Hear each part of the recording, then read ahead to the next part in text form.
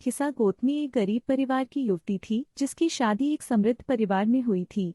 वह दुर्बल थी और अक्सर उसके ससुराल वाले उसे तुच्छ समझते थे। लेकिन उसका जीवन तब उज्जवल हो गया जब उसने एक पुत्र को जन्म दिया। खिसा गौतमी की खुशी तब चकनाचूर हो गई जब उसका छोटा बेटा बीमार पड़ गया और अचानक उसकी मृत्यु हो गई।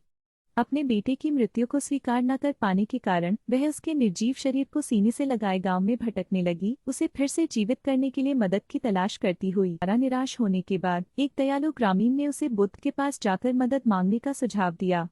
उम्मीद की एक किरण को पकड़े हुए किसा गौतमी अपने बेटे के साथ बुद्ध के पास गई और चमत्कार की प्रार्थना करने लगी। बुद्ध ने किसा गौतमी से कोमलता से कहा कि वह उसकी मदद कर सकते हैं, लेकिन पहले उसे ऐसे घर से सरसों का एक दाना लाना होगा जहां कभी किसी की मृत्यु न हुई हो।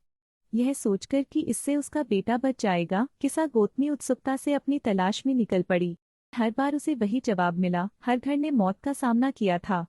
उसने समझा कि मौत जीवन का एक सार्वभौमिक हिस्सा है और वह अपनी पीड़ा में अकेली नहीं है। किसा गौतमी बुद्ध के पास लौटी, यह समझकर कि मृत्यु अस्तित्व का एक प्राकृतिक हिस्सा है। उसने अपने बेटे को शांति से सोने के लिए रखा और बुद्ध के उपदेशों में शरण ली। अंततः एक समर्पित अनुयायी बन गई और ज्ञान प्राप्त किया।